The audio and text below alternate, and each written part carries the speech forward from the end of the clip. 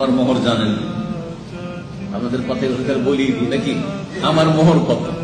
Cash মাত্র 525 টাকা, cash মাত্র 525 টাকা। আমি আমার নিয়ত করে গেছি শ্বশুর সাহেব যদি 1000 পর্যন্ত চান তাহলে সুন্নতি মোহর, নগদ মোহর দেবো। আর তারাও আহলে হাদিস, আমিও আহলে হাদিস, পাক্কা আহলে হাদিস, তারাও আমরাও তাদের বংশধর আলেম, আর আমিও সেই পথের পথিক।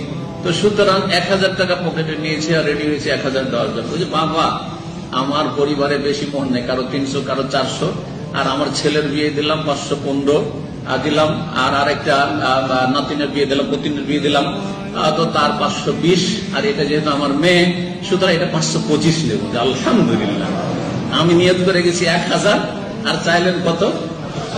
525 টাকা। আলহামদুলিল্লাহ, অনেক বরকত দিয়েছে, অনেক বরকত দিয়েছে। তো বেশি মোহর নিলেই যে শান্তি পাবে আপনার মেয়ে, এটা ভুল ধারণা, এটা ভুল ধারণা।